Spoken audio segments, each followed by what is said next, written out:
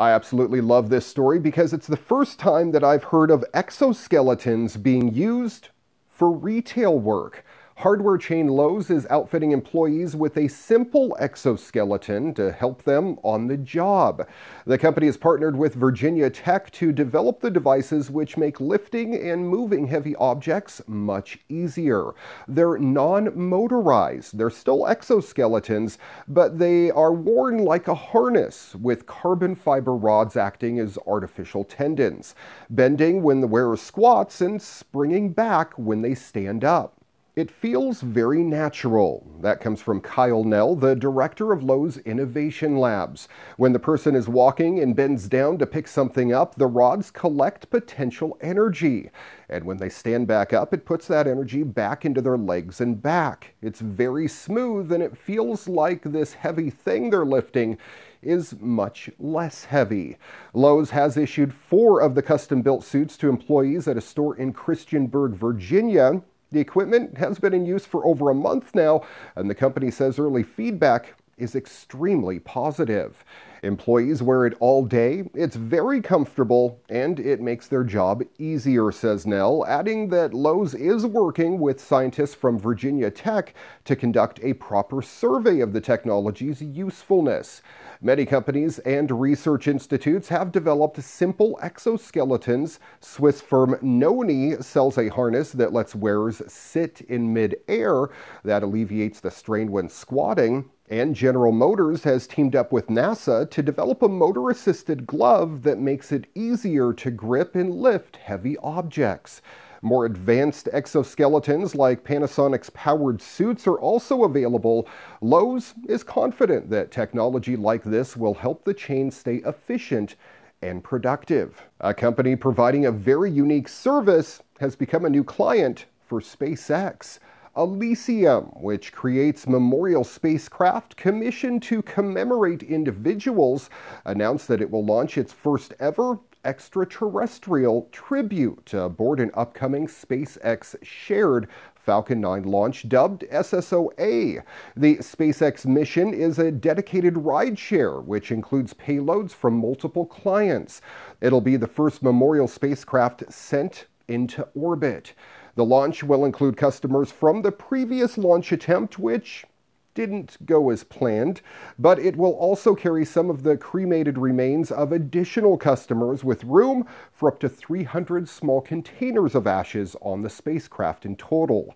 Reservations on the satellite cost around $2,500 per individual, and the service also includes a smartphone app so that you can track the position of the satellite in orbit once deployed.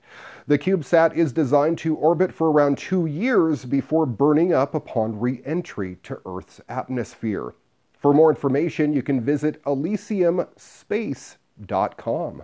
And in more space news this week, the record-shattering mission of the U.S. Air Force's robotic X-37B space plane is finally over. After circling Earth for an unprecedented 718 days, the X-37B touched down at the shuttle landing facility at NASA's Kennedy Space Center in Florida. The first landing at the SLF since the final space shuttle mission came back to Earth in July of 2011. The just-ended mission, known as Orbital Test Vehicle 4, was the 4th for the program. Randy Walden, the director of the Air Force Rapid Capabilities Office, said the ability to land, refurbish, and launch from the same location further enhances the OTV's ability to rapidly integrate and qualify for new space technologies. The Air Force is known to possess 2 X-37B space vehicles, both of which were built by Boeing. The 29-foot-long X-37B looks very much like NASA's now-retired Space Shuttle Orbiter, only much smaller. The X-37B launches vertically and then comes back to Earth horizontally for a runway landing, as did the Space Shuttle. Most of the X-37B's payloads and activities are classified, leading to some speculation that the space plane could be a weapon of some sort. perhaps a disabler of enemy satellites. But Air Force officials have always strongly refuted that notion, stressing that the vehicle is simply testing technologies on orbit, including an experimental propulsion system. Each X-37B flight has been longer than the last. The first one spent 224 days in space. OTV-2 orbited Earth for 468, and OTV-3 674 days. Though OTV-4 set an X-37B program record, well, the mission fell far short of the overall mark for longest spaceflight mission. Some Earth-observing satellites have operated for decades now, and of course NASA's twin Voyager 1 and Voyager 2 probes are still sending back data nearly 40 years after their 1977 launches. The team over at Lighthouse, a startup out of Android co-founder Andy Rubin's Playground Accelerator, doesn't see its new hardware as a home security camera. Instead, they see it as an interactive assistant. But Lighthouse, at least at first, will definitely be perceived as another new entrant into the smart camera market. The device sits in the home just like a Nest Cam does to monitor what's going on indoors. That's where the overlap with Nest ends, however. Lighthouse incorporates deep learning and 3D sensing technology to determine who is in the home, where they are inside, and if that's a normal thing or not. The camera pairs with the companion iOS Android app over Wi-Fi so users can determine remotely whether an intruder is in their house. Lighthouse can also determine whether a dog's been walked and send alerts when the kids get home. The actual Lighthouse rig includes an RGB camera, 3D sensor, speakers, microphone, and a siren. The camera captures video in 1080p and has automatic night vision. These are more intense hardware components, and they help build a smarter security camera that could serve as a 24/7 assistant to the home.